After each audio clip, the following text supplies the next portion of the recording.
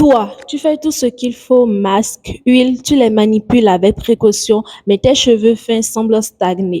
Ils ne poussent pas, ils cassent et tu as l'impression de tourner en rond. La vérité, c'est que tu fais probablement trois erreurs sans même t'en rendre compte et ces erreurs sabotent tous tes efforts. Dans cette vidéo, je te montre ces trois pratiques à arrêter immédiatement. Si tu veux enfin voir une différence, on commence maintenant. Je sais ce que c'est, je suis déjà passée par là, faire des coiffures protectrices, mettre des huiles, mais personne ne nous dit que certaines de ces habitudes sont des pièges pour nos cheveux fins. Aujourd'hui, on va corriger ça. Si tu suis ces conseils, tu vas enfin comprendre pourquoi tes cheveux ne poussent pas. Et tu auras les clés pour inverser la tendance. C'est parti pour le numéro 1. On va commencer par l'erreur qui va surprendre plus d'une.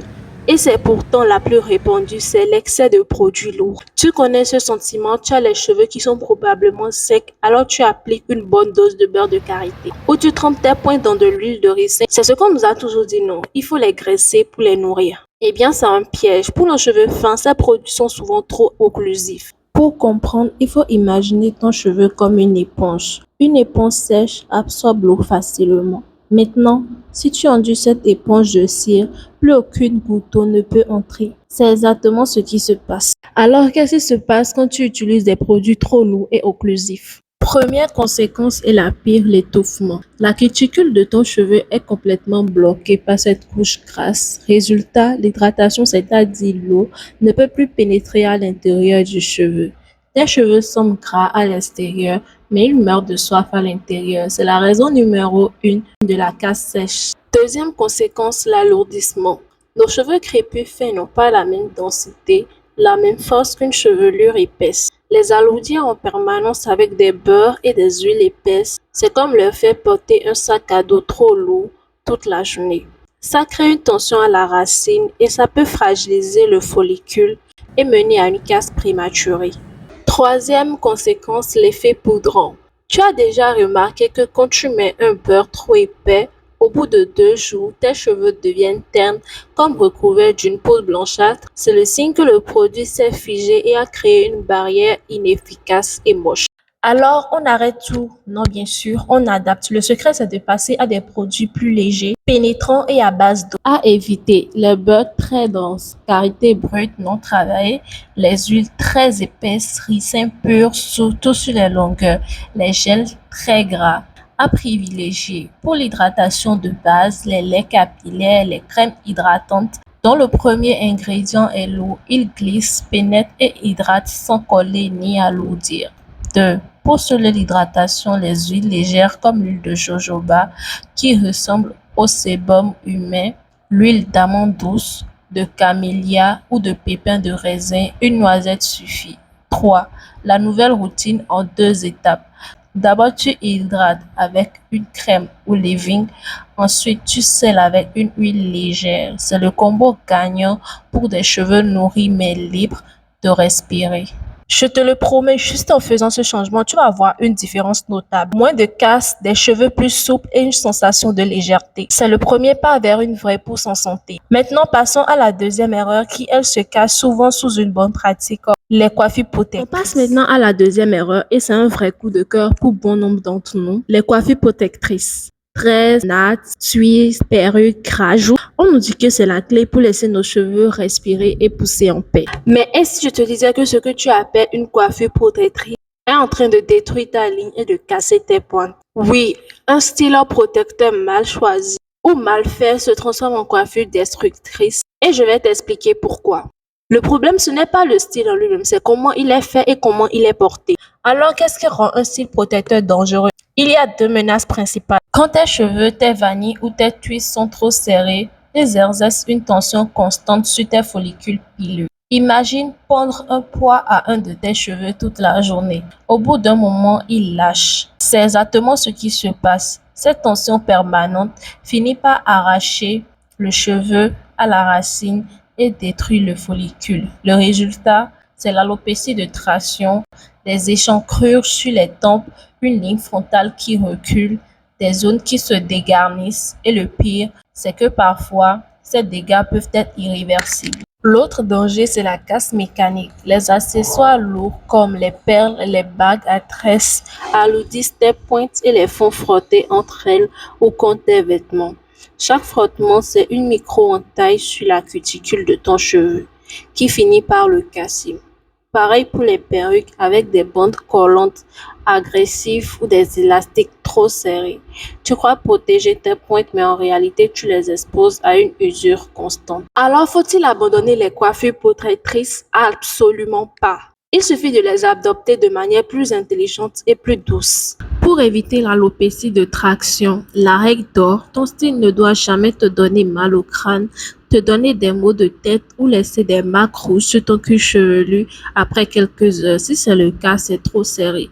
Communique avec ta coiffeuse. N'aie pas peur de lui dire plus léger sur les tempes, s'il te plaît, ne serre pas trop. C'est ta chevelure. Change la position de tes styles. Ne fais pas toujours des tresses qui tirent vers l'arrière, alterne avec des styles latéraux ou plus bas pour ne pas stresser toujours les mêmes zones. Pour éviter la casse mécanique, privilégie les accessoires légers, fils de soie, élastiques sans métal, perruques avec des bandeaux en velours plutôt que de la colle. Protège tes pointes lorsque tu fais des vannées, replie bien tes pointes et fixe-les avec un élastique doux. Ne les laisse pas frotter. Donne des pauses à tes cheveux, c'est le point le plus important. Après 4 à 6 semaines de style, laisse tes cheveux libres et chouchoute-les pendant au moins une semaine ou deux. C'est pendant cette pause que tu vas pouvoir les hydrater, les nourrir en profondeur et vérifier leur état de santé. Une vraie coiffure protectrice, ça ne se voit pas et ça ne se sent pas. La coiffure ne doit pas tirer sur tes racines au point que ça se voit sur ta peau. Tu ne dois physiquement ressentir aucune gêne, aucune douleur, aucune pression. En appliquant ces conseils, tu pourras profiter de la praticité de ces coiffures sans sacrifier la santé de tes cheveux. Maintenant, attaquons-nous à la dernière erreur. Et celle-ci, elle est un peu plus particulière parce qu'elle ne se passe pas dans tes cheveux, mais dans ton assiette et dans ton lit. On arrive à la troisième et dernière erreur et c'est peut-être la plus sournoise de toutes parce qu'elle n'a rien à voir avec ce que tu mets dans tes cheveux et tout à voir avec ce que tu mets dans ton corps. Tu peux avoir la routine capillaire la plus parfaite, les produits les plus chers, les meilleures coiffeuses, mais si ton corps manque des briques fondamentales à l'intérieur, tes cheveux ne pourront tout simplement pas pousser fort et en santé. C'est aussi simple et aussi brutal que ça. Tes cheveux sont le pilier de ta santé interne. Et aujourd'hui, on va parler des deux piliers que tout le monde néglige, l'assiette et le sommeil. Alors, comment est-ce que ton mode de vie impacte directement tes longues? Premier problème, les carences nutritionnelles qui affament tes follicules. Un cheveu, c'est une protéine, la kératine, qui est fabriquée en permanence par ton corps.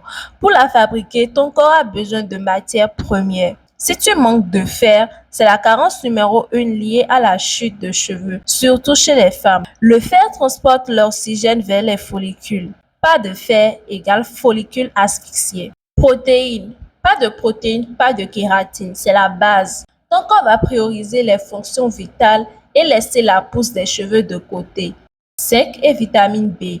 Ils sont essentiels à la reproduction cellulaire et à la synthèse de la kératine. Sans ces nutriments, tes cheveux poussent faibles, ternes et passent en phase de repos télogène, prématurément, ce qui entraîne une chute massive. Deuxième problème, le stress et le manque de sommeil, les tueurs silencieux. Le stress chronique et le manque de sommeil augmentent la production de cortisol, l'hormone du stress. Un pic de cortisol, c'est comme une alerte générale pour ton corps. Il va mettre en pause toutes les fonctions non essentielles à la survie immédiate. Et devine quoi? La pousse de cheveux en fait partie.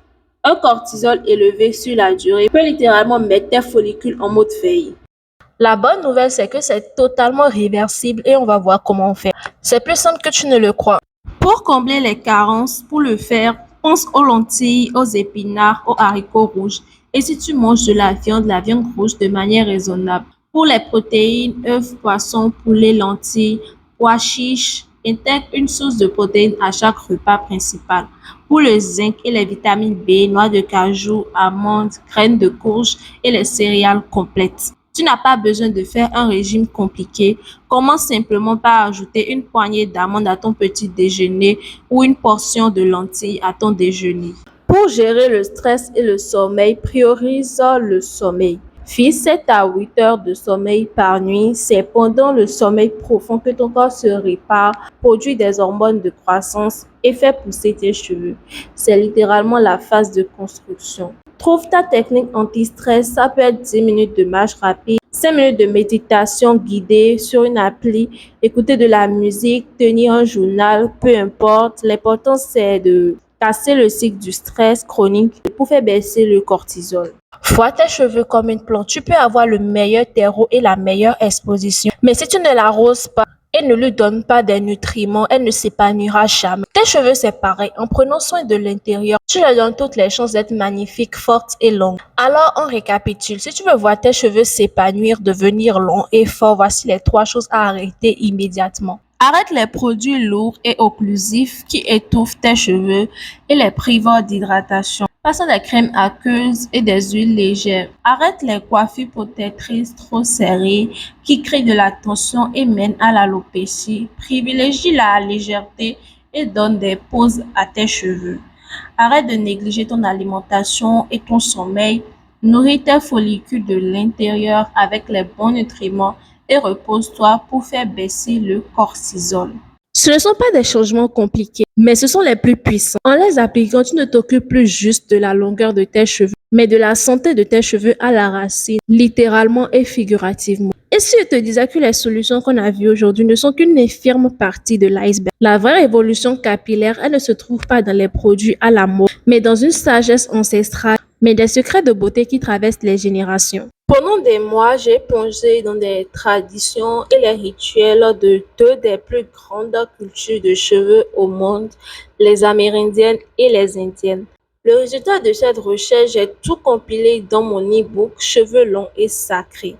Dans ce guide, tu vas découvrir les rituels de soins méconnus qui transforment la chevelure bien au-delà des simples produits, les recettes ancestrales de masques capillaires à base d'ingrédients 100% naturels que tu as probablement déjà dans ta cuisine, la philosophie de beauté sacrée qui considère les cheveux comme une extension de l'âme, une source de puissance. Ce n'est pas juste une question d'esthétique, c'est une question d'énergie. Si tu es fatigué des méthodes modernes qui ne fonctionnent pas et que tu veux reconnecter avec une approche naturelle, spirituelle et incroyablement efficace de tes cheveux, alors ce guide est fait pour toi. Pour télécharger ton exemplaire dès maintenant, clique sur le premier lien dans la description de cette vidéo. Et juste en dessous, je t'y retrouve. Maintenant, je veux te lire. Parmi ces 3 erreurs, laquelle faisais-tu sans le savoir? Écris-moi le chiffre 1, 2 ou 3 dans les commentaires. Ton témoignage peut aider d'autres personnes. Si cette vidéo t'a ouvert les yeux et t'a apporté de la valeur, le meilleur moyen de me le dire, c'est de laisser un like à la vidéo, de t'abonner à la chaîne. Ça m'aide énormément et ça te garantit de ne rater aucun autre de mes conseils. Dans une de mes vidéos, on plonge dans 3 ingrédients pour réparer les pointes. C'est du lourd, donc je t'invite à regarder la vidéo. Prends soin de toi et de tes bouts. À très vite pour la prochaine aventure capillaire. Bisous!